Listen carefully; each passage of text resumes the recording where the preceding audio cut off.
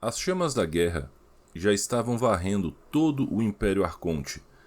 Recuados e sitiados em poucas posições defensáveis, notadamente as últimas 3 estações Quatória, os Arcontes cederam a seus pensamentos intrusivos e começaram a lançar mão de tecnologias que eles não compreendiam ou que não haviam testado o suficiente. Esse foi o contexto do surgimento e do fracasso do experimento Mecônida, e foi nesse momento que foi criado também a arma mais letal, mais desesperada e com resultado mais inesperado de toda a criação dos Arcontes. Esse foi o momento da criação do Zou.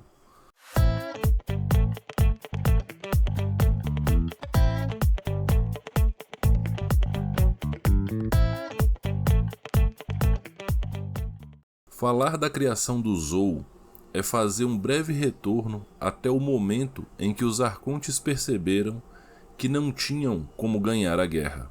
Os Arcontes, como dito anteriormente, eram seres extremamente poderosos, mas sem nenhuma experiência com guerra e também sem nenhuma experiência de ter seu domínio e sua supremacia contestados por outros seres. Num espaço muito curto de tempo na guerra, isso acontece 2 vezes. A primeira vez é com o assalto implacável que o Exion promove por todo o Império Arconte, e o segundo momento é quando o projeto Mecônida falha completamente. Foi nesse momento que 2 facções arcontes focaram completamente seus recursos e esforços para criar a arma definitiva. Essa arma, que veio a ser chamada de Zou, era uma biomassa. Muita gente usa o termo contágio para se referir a ela, e essa biomassa seria capaz de absorver qualquer forma de matéria orgânica, expandindo o seu tamanho e absorvendo cada vez mais matéria, até chegar ao ponto em que essa biomassa cobriria toda a extensão de um planeta, ou grande parte da extensão de um planeta, e ou se consumiria em um processo autofágico até deixar de existir, ou entraria num estado de hibernação e morreria ao longo do tempo. Não tinha como dar errado, porque era uma criação que ia se autodestruir no final das contas, caso desse tudo errado. O problema é, em todos os lugares onde o Zou foi solto, ele realmente destruiu tudo, não só os Nephilim, toda a forma de vida mesmo. Muitos Nephilims bateram em retirada, inclusive genocratas Nephilim chegaram a abandonar suas proles só para não serem destruídos e consumidos pelo Zou. A maioria dos Zou morreram de fome ou se autocomeram ao longo da sua existência, que é um tanto quanto curta na verdade. Porém, num pequeno planeta chamado Pride, o Zou que infectou esse planeta e espantou os Nephilim de lá, ele começou a se comportar de uma forma diferente. Ele já não atacava formas de vida nativas, ele já não atacava a vegetação do planeta. Ao longo do tempo, esse Super Zou, ele é chamado dentro dos livros de Uber Zou, ele criou consciência e ele criou inteligência, e ele percebeu que ele era movido por uma fome insaciável, e se ele permanecesse do tamanho que ele estava, ele ia destruir aquele planeta, que por algum motivo ele chamava de lar. Então o Uber Zou tomou uma decisão extremamente inusitada. Ele se dividiu em pequenas quantidades, e essas pequenas quantidades formaram novos Zou. Esses são os Zou de Pride, que a gente tem como opção de espécie jogável. Um detalhe muito interessante é que o Uber Zou, quando ele se dividiu, ele deixou plantado em cada pedaço seu não só uma questão de identidade própria, mas ele reuniu pedaços em organizações sociais muito similares a tribos, e dessa forma, cada pedacinho dele se reuniu com outros pedacinhos e eles formaram tribos, e eles já estavam adaptados a muita coisa do planeta. Não dá para falar como o Uber Zou adquiriu essas informações, porque não tem como a gente abstrair a existência de um ser praticamente full células tronco e coisas do tipo, e que tem sentidos que a gente não consegue nem dar nome para ele. A questão é, nessa existência pra lá de diferente, o Zou conseguiu aprender muito sobre o planeta, sobre as relações entre os seres, e sobre o equilíbrio. Foi por isso que ele se dividiu. E aqui cabe um pequeno aposto, porque os Zouls não têm a informação do que causou isso no seu ancestral. Então isso é especulado tanto pelos próprios Zou, tanto por qualquer outro pesquisador que estude a história e a evolução desses seres tão únicos.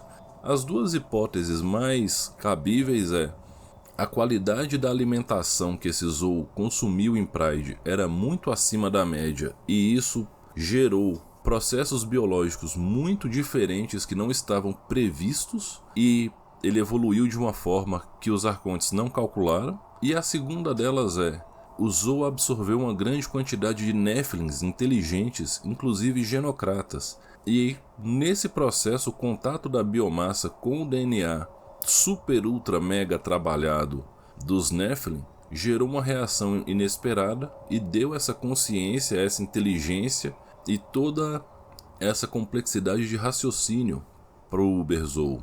De qualquer forma, essa informação ela fica a cargo de cada mestre em cada mesa e eu sugiro que ela seja usada da forma que traga mais riqueza para sua aventura, que torne a coisa mais interessante.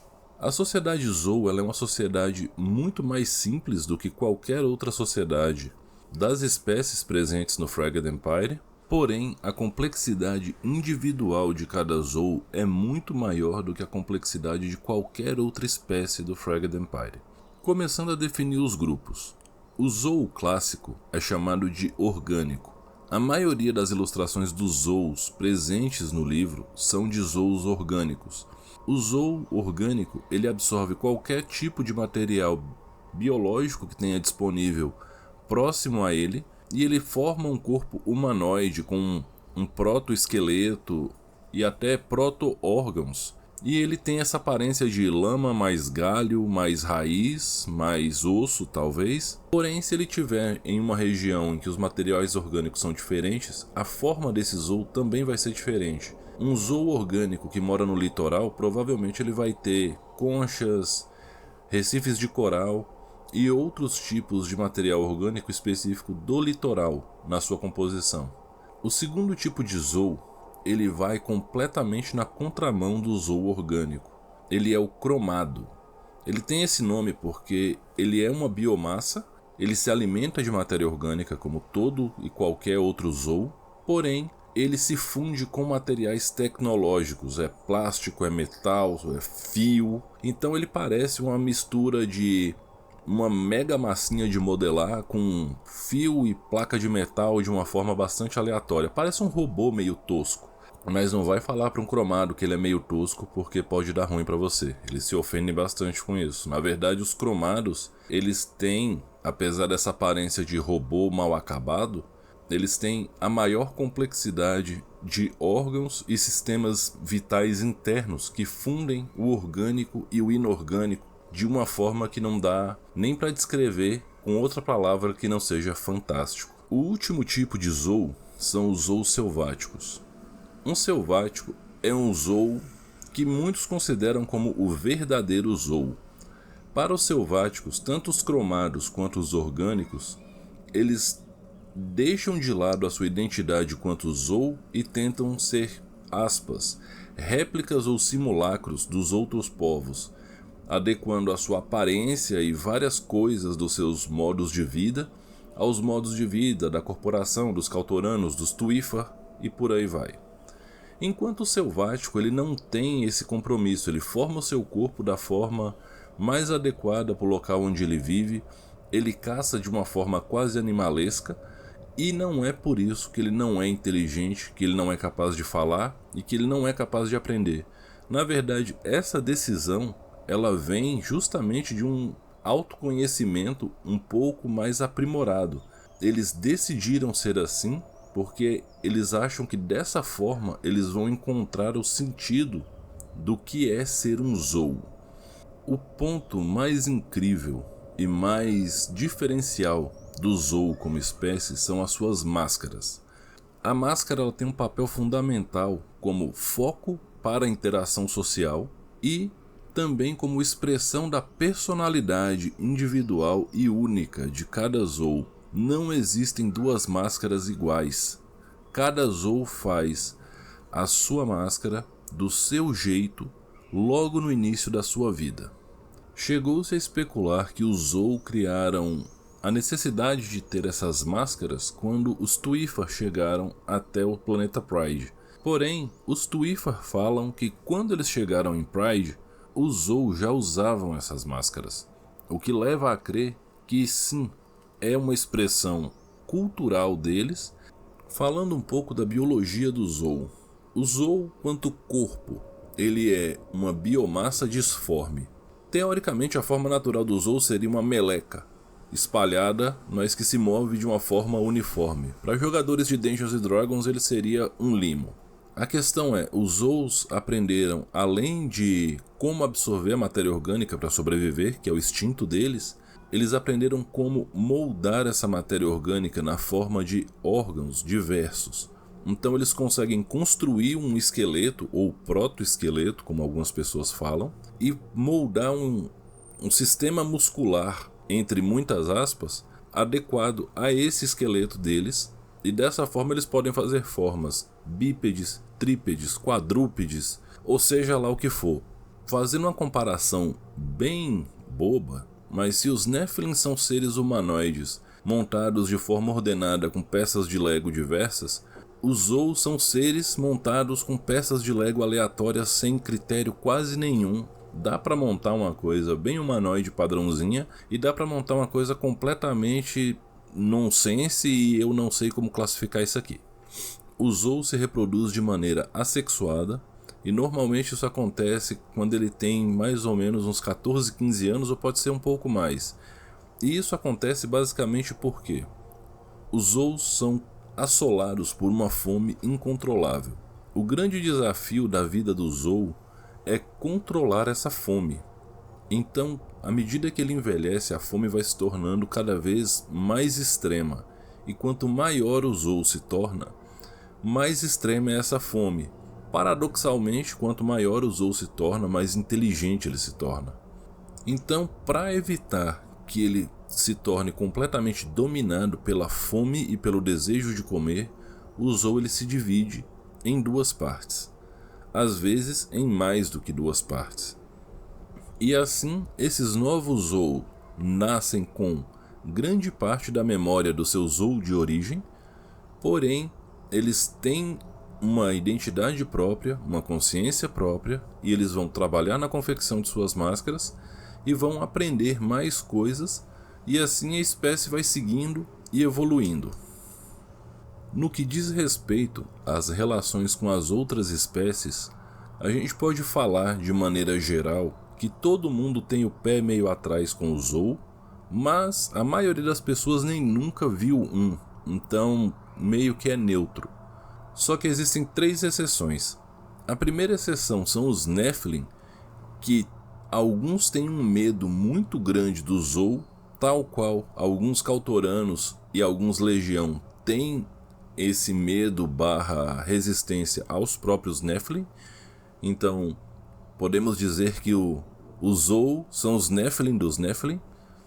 Porém, os genocratas, principalmente os genocratas de hierarquia mais alta, têm um interesse muito grande não só em estudar a biologia e a fisiologia do Zou e sua composição genética, mas também em descobrir a localização do planeta Pride, porque no planeta Pride existem alguns Nephilim que estão no estado selvagem há tanto tempo que hoje eles são parte da fauna nativa do planeta. Algumas espécies para lá de únicas, inclusive alguns que parecem com um dragão. A segunda espécie que tem uma relação bem interessante com o Zou são os Palantor. Primeiro ponto é, o Zou não é perigo para o Palantor. O Palantor é um ser inorgânico, ponto. Segundo, os Zou são parceiros perfeitos para as instalações Palantor porque o Zou não precisa de oxigênio para sobreviver. Essa característica torna o Zou um candidato muito forte a integrar naves e estações de pesquisa dos Palantor que não têm suporte à vida. Aqui a relação fica bastante complexa porque os Palantor têm que se encarregar de fornecer a comida, o material orgânico para que os Zou possam sobreviver, E foi justamente da interação entre os Palantor e os Zou que surgiram os primeiros cromados. A espécie que tem a relação mais complexa com os Zou são os Tuifar.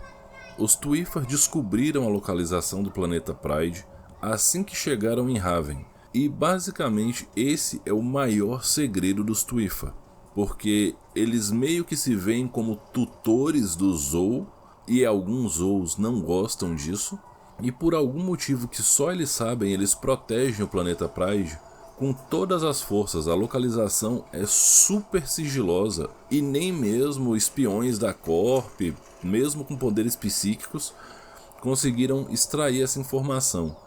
A vinda de naves das outras espécies é extremamente controlada, né? Quando elas vêm até Pride, você só chega até Pride por intermédio dos Tuifar.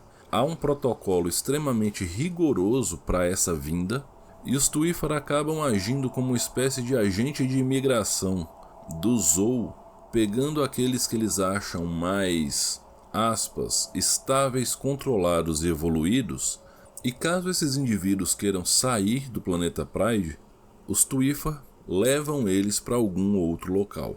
Aqui a gente tem alguns problemas. O primeiro deles é, a partir do momento que os Tuifar deixam o Zou em algum local onde ele queira ficar, o Zou está completamente exposto a uma série de estímulos ambientais que ele não estava preparado, e normalmente, devido à sua aparência, numa cidade grande, um Zou ele acaba indo para as margens da sociedade e vivendo como uma espécie de serviço de limpeza ambulante, se alimentando de resíduos orgânicos que estão descartados ou poluindo, etc. Ele pode comer aquilo de forma tranquila, porque não vai fazer mal para ele. Ou ele acaba cedendo até mesmo à fome, muitas vezes se tornando um Zou faminto. No fim das contas, o destino mais comum da maioria dos Zou que deixam o planeta Pride é justamente o mundo de Mistpaca. Nas selvas de Mistpaca existem muitas tribos Zou bem estabelecidas e adaptadas ao ambiente. Inclusive, essas tribos podem negociar com tripulações de naves diversas para identificar Zous perdidos, resgatar esses Zous e levar para ele. A questão é, como é que rola esse pagamento?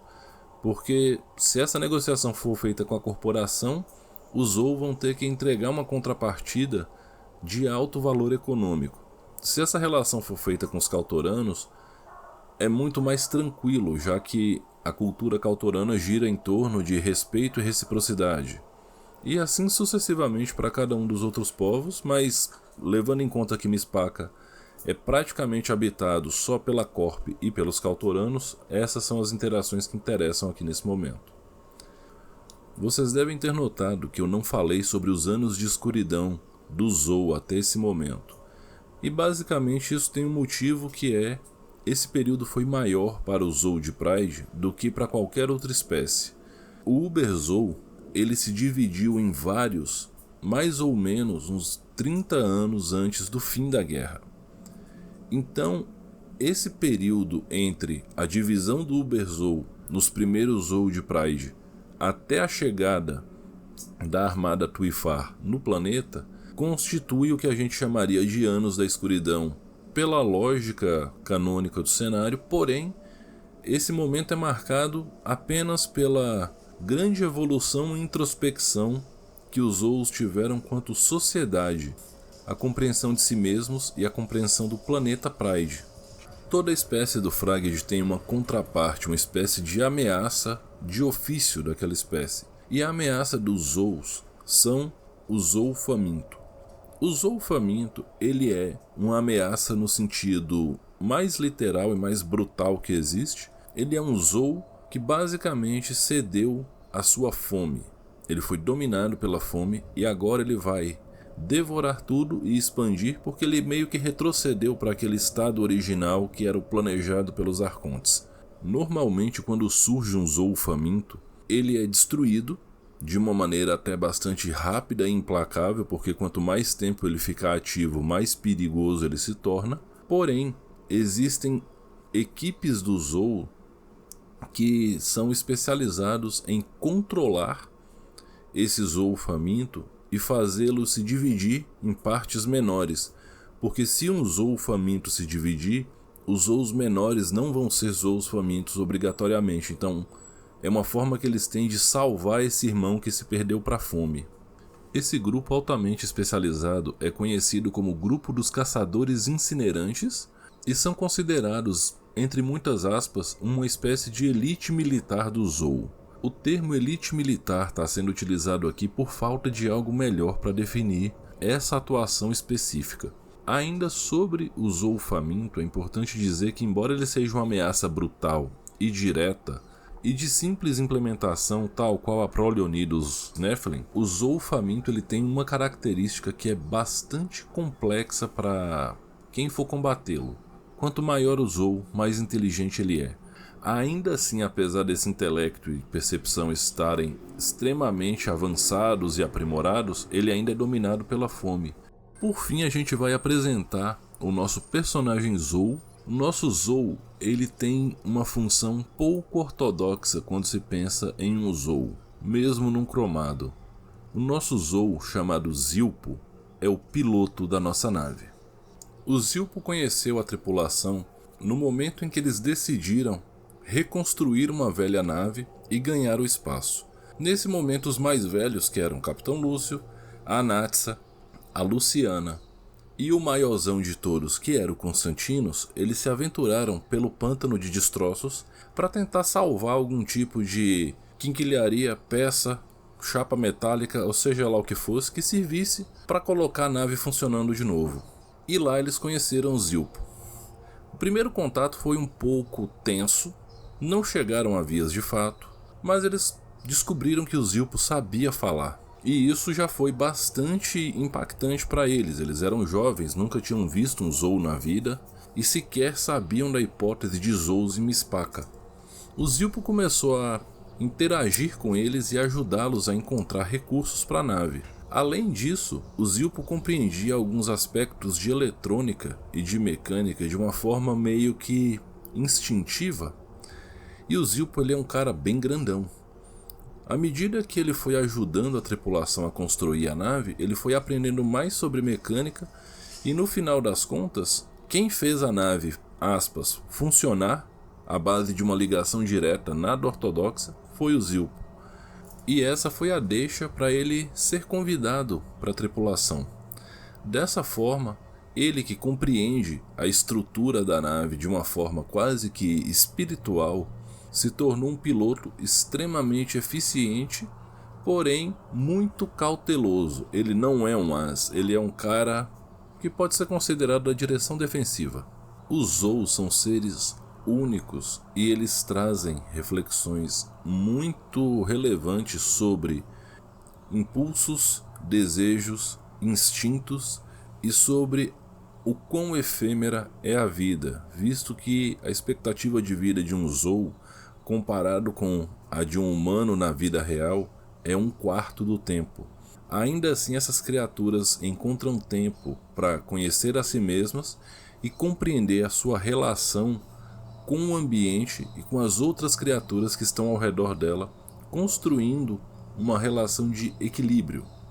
Na minha opinião, os Zou são a espécie mais complexa do ponto de vista pessoal e psicológico de todo o Fraged Empire, e jogar com o Zou muitas vezes suscita reflexões profundas sobre si mesmo. Então, caso aconteça esse tipo de coisa com você, você não está sozinho.